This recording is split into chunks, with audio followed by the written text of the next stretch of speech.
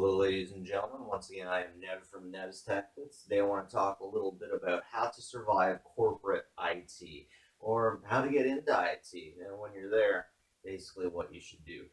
Now, if you don't like people, perhaps IT isn't the best thing for you, especially if you are going to start your way at the bottom and work your way up. You're going to want to get into education. You're going to want to start working for nonprofits. And then from there, you can get in to whatever. Once you get to about the programming level, the database manager level, the network level, you can afford to be a jerk. But being a jerk to people wasn't anything I was ever particularly good at. So I had to start my way out from the bottom and work my way up. Actually, I got into IT because it was a talent of mine, and I was well known in my area for helping people for good prices. Now, helping people for good prices is a good and a bad thing at the same time.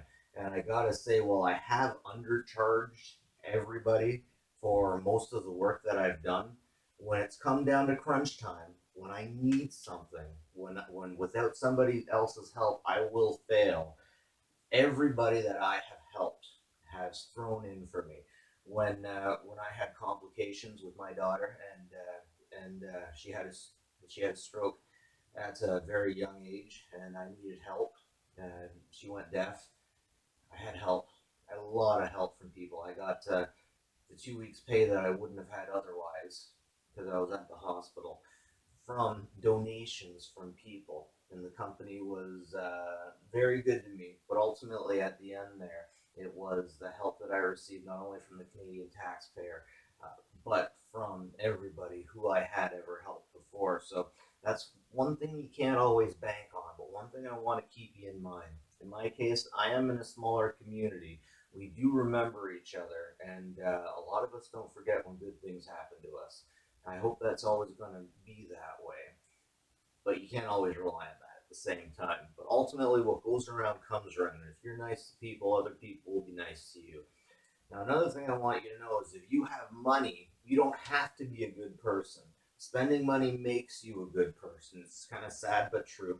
There are a lot of people out there that had a lot of money that were known to be good people and entered into groups because they had money and they knew how to spend it to make some people help them. Or, geez, you get a lot of friends just by buying supper or buying a few rounds of drinks for people. But remember that if you think you're going to get ahead by being nice, remember money equals nice. You can be a better human being based on how nice you are. The Catholic Church just recently started kicking people out. Only when Pope Francis got it did the Catholic Church start discontinuing relationships with known mafia leaders, mafia bosses. You might find that a lot of people who are in organized crime also consider themselves very religious, even though they don't mind stealing, killing, all that kind of stuff. But we're not going to get into that. But, anyways, what I'm talking about now, I'm talking about work, and then I got onto mobs.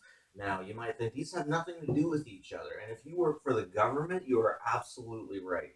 These things don't have anything to do with each other. But if you're working for the private sector, oh man, a lot of interesting things come into it. It's all about what you know and who knows what you know, but who you know. In the private sector and in the military, you get by with who you know and who's your friend, and sometimes even how well you communicate with these people. If you work with people who are golfers, you're a golfer. If you work with people who like tennis, you like tennis. That's how you get ahead. It's sad, it's disgusting, but it's true. We all like clones of ourselves. We all like yes men. We all like butt kissers. And you're not going to get all that high up unless you are one of these things. If you're not one of these things, well, God help you, and hopefully you'll die as a good person. Personally, for me, that's what I am most interested in. I had no idea what I wanted to do with my life. I had a spectacular fail when I was about a teenager. I came out of it, and I'm really happy right now. I got my wife, I got my daughter, I got a little bit of Xbox time, and now, hey, I got a YouTube channel. And that's good for me right now because I'm just trying to be a good person. Like, To me, if the biggest goal in life should be to be a contributing member of society and to be a good person. All of that, everything else should be second to that. But we are starting to run into a time when it just isn't like that. People are interested in money. People are interested in power, and once you get money and power into it, there's a lot of people that don't think there's a good or a bad, just money, and money trumps all those things. So you gotta kind of stay focused. But anyways, I've had a lot of personal success by helping people. By if I get a grandma that doesn't have her pictures on her hard drive anymore, I don't stop until I get that hard drive going, and they know that I'm there to help them as much as I can. I want to get their pictures back. If they have their income tax on that, if they have information, if they have receipts on that system, I do my absolute best to try to get this stuff done. And that's how I've ended up in the place where I am. You'll also find that a lot, when you ask really successful people how they've gotten to be where they are, you'll find pretty quickly that there is no way that you could replicate that stuff. Eli, the computer guy, was talking about people he knew that were in the FBI that only got to be in the FBI. Well, in this one case, they only got to be in the FBI because that person was on a ski lift with someone in the FBI. They hit it off. They had a great time together. Bam! You got to weigh in. Even in businesses in small towns, it's not what you know, but who you know. And if you can put someone's name on your application, it doesn't matter what qualifications you have. You got that guy's name right there.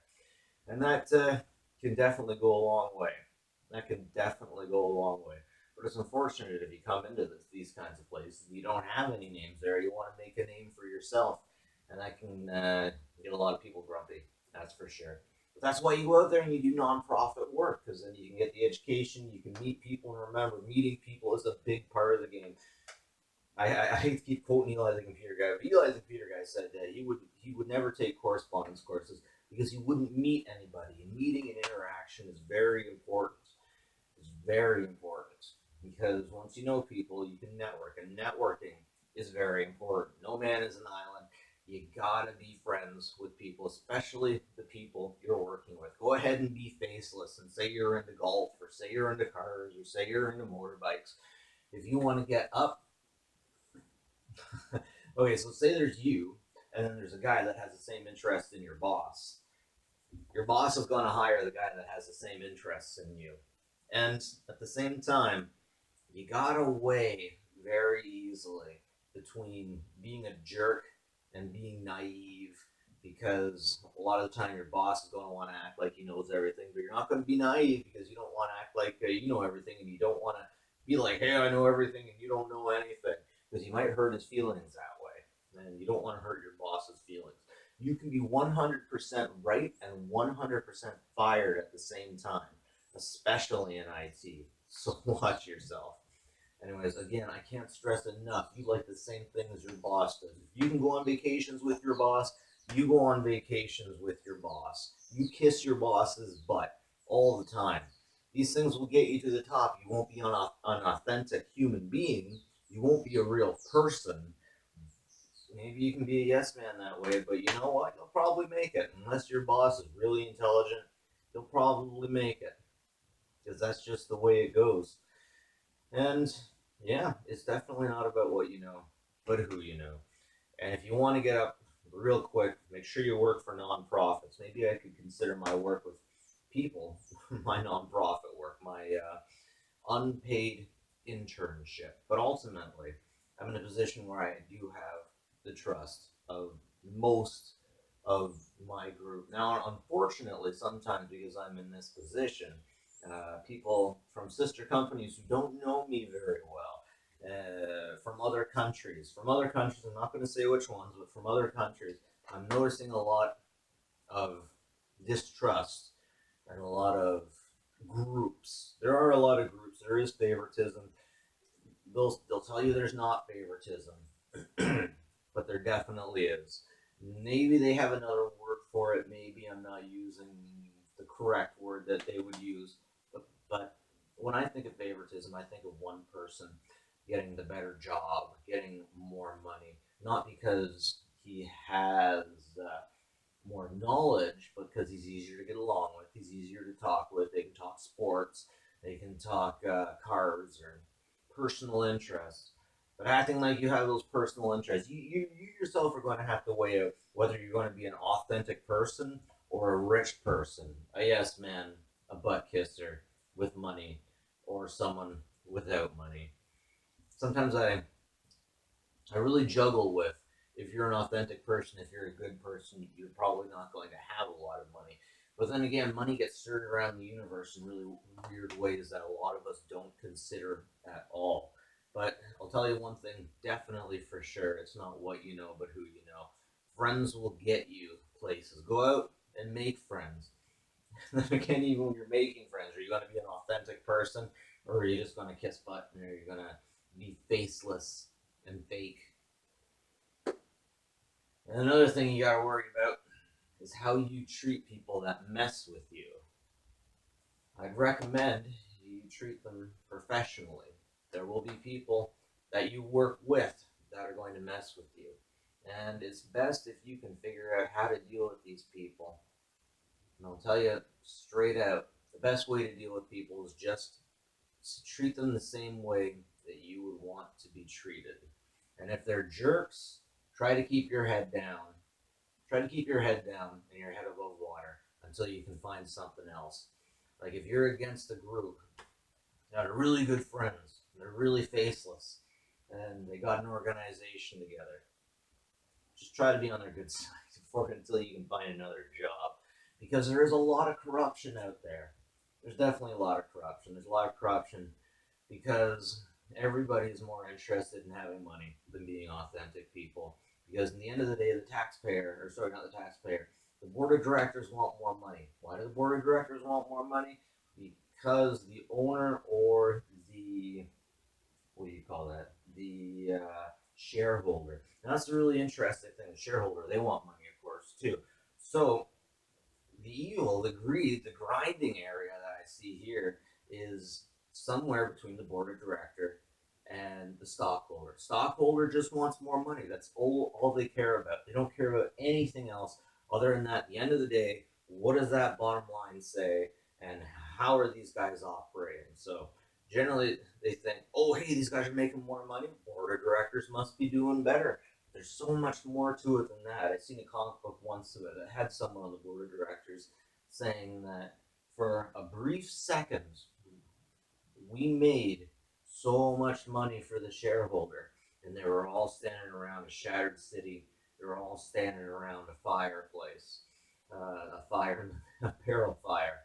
And yep, all that matters is that we make those guys money. The board of directors, they're the most important. Most important, the board of directors and the shareholders. You got to make those guys happy at the end of the day.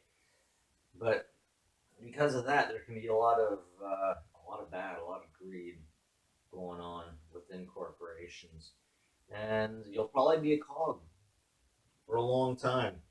Like who's not a cog, really? I have a hard time with that. Maybe I only think that way because I am a cog. But at what point do you become so big to fail that if you are removed from your company that you cannot be replaced?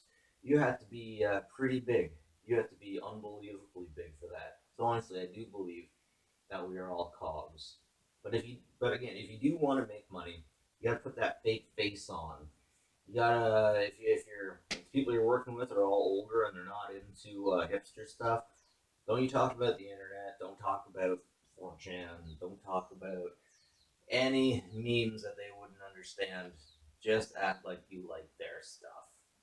And if you don't, you're not gonna get everything that everybody else gets, unless you're a good negotiator. If you're a good negotiator, then you're good with people. You might just get by. One thing I'm definitely seeing a lot of is if you're friends with your boss will already have the arguments in his head, like, oh, I know this guy and I like him, so I'm gonna give him a little bit more. Maybe one time was, I know this guy, he works for us, he comes in all the time, he's got a family, he's got a bigger family, he's not gonna be working anywhere else, so here's your raise. Guarantee you, it's not so much like that anymore. Maybe it is. I hope it is somewhere else. I really do.